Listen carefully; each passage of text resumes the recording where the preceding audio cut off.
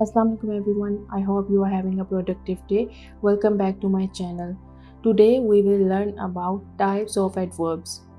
इससे पहले वाली वीडियो में हमने एडवर्ब की डेफिनेशन को और उसकी एग्जांपल्स को पढ़ा था। हमने पढ़ा था कि एडवर्ब जो है वर्ब के मीनिंग में कुछ ऐड करने को कहते हैं।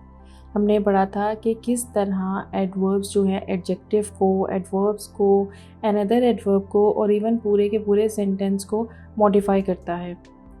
आज हम इसकी टाइप्स को डिस्कस करेंगे।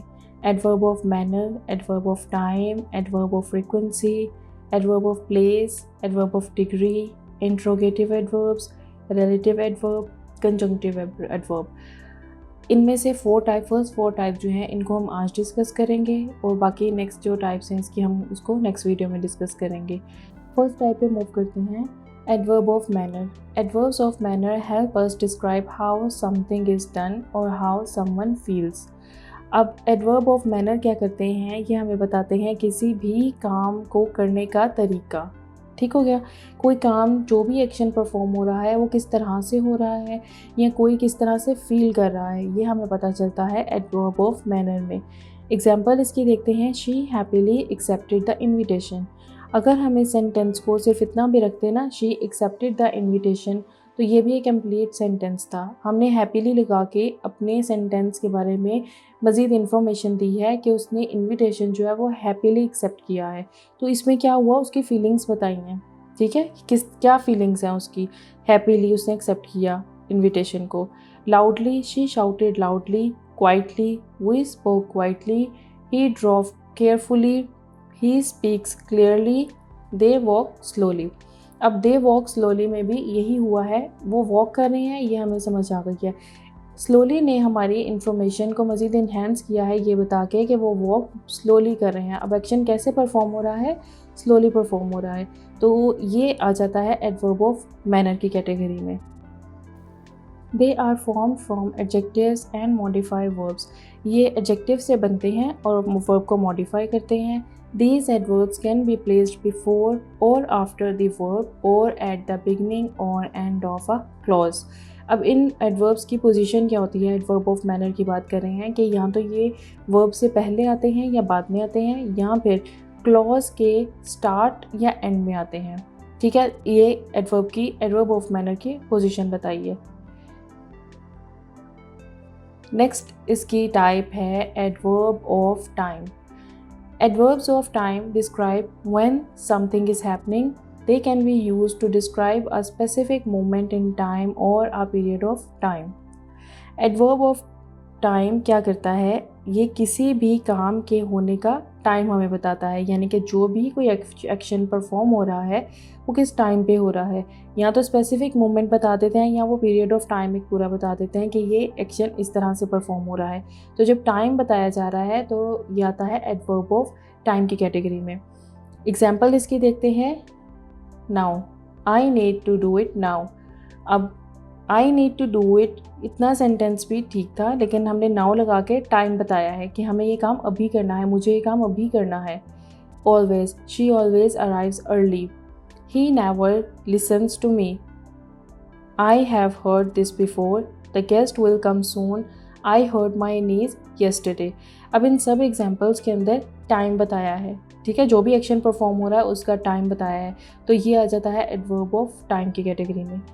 These adverbs are also used to express the duration of action. ये एक्शन का ड्यूरेशन जो है उसको एक्सप्रेस करने के लिए भी यूज़ होते हैं। नेक्स्ट है adverbs of place. Adverbs of place describe where something is happening or where something is located. They can be used to describe a location, a direction or a distance.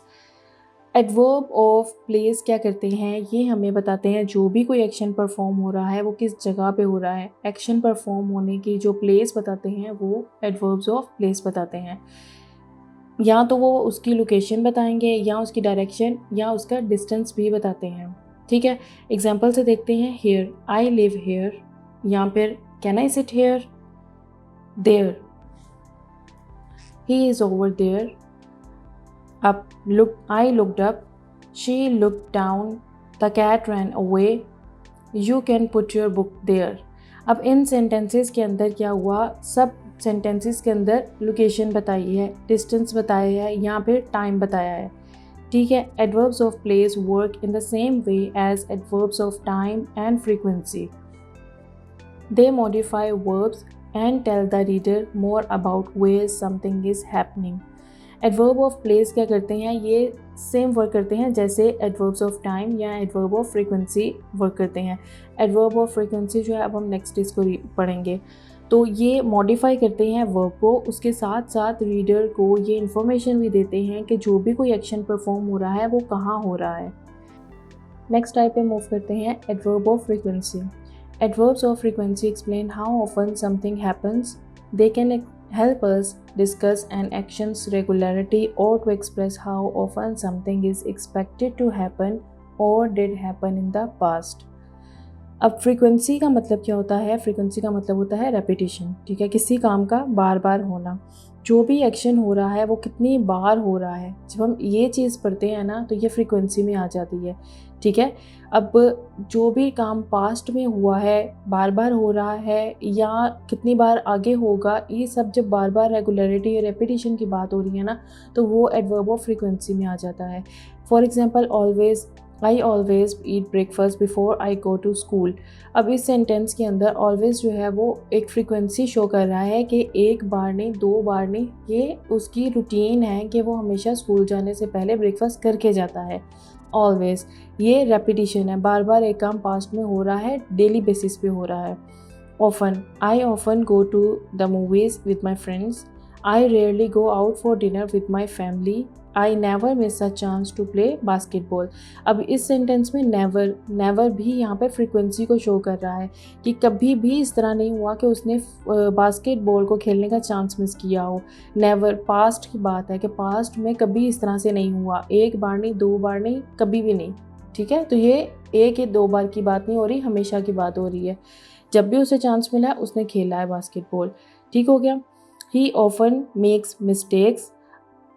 John reads newspaper daily. अब daily भी frequency को show कर रहा है, तो जब frequency show कर रहे हैं, एक रेपिटेशन शो कर रहे हैं कि कोई काम कितनी बार हो रहा है, पास्ट में कितनी बार हो चुका है और आगे फ्यूचर में कितनी बार एक्सपेक्टेड है होना उसका, तो ये सब हमें शो करता है एडवर्ब ऑफ फ्रीक्वेंसी। अच्छा, अब एक चीज़ है कि एडवर्ब ऑफ टाइम और एडवर्ब ऑफ फ्रीक्वेंसी जो है इसको मिक्स नहीं करना। Adverbs of time indicate when something is happening, while adverb of frequency indicate how often it is happening। adverb of time हमें ये बताता है कि जो भी कोई एक्शन परफॉर्म हो रहा है वो कब हो रहा है। ठीक है, और adverb of frequency ये बताता है कि वो एक्शन कितनी बार परफॉर्म हो रहा है। ठीक हो गया। These adverbs modify verbs and can occupy different position in a sentence, usually at the beginning or end of a clause। ये एडवर्ब्स जो हैं वर्ब को मॉडिफाई करते हैं और सेंटेंस के अंदर डिफरेंट पोजीशन को ऑक्यूपाई करते हैं। ठीक है, यहाँ तो क्लॉज के स्टार्ट में आएंगे या एंड में आएंगे। एग्जाम्पल देखें इसकी। एडवर्ब ऑफ टाइम जो है वो बता रहे हैं येस्टरडे, वो टुडे, देन, सून, नाउ, लेटर। जो ये वाले वर्ड्स हैं ना, ये एडवर्ब ऑफ टाइम को शो करते हैं। ठीक है, जब ये वर्ड सेंटेंस में यूज़ हुए हैं इट मीन्स कि ये आपको एडवर्ब ऑफ टाइम की कैटेगरी है। और जब always, rarely, usually, again, sometimes, never इस तरह के वर्ड्स हैं तो ये एडवर्ब्स ऑफ फ्रीक्वेंसी है, ये फ्रीक्वेंसी बता रहे हैं। So this is it for today. In the next video we will discuss the remaining types of adverbs, adverb of degree, interrogative adverbs, relative adverb and conjunctive adverb. So thank you. Allah Hafiz.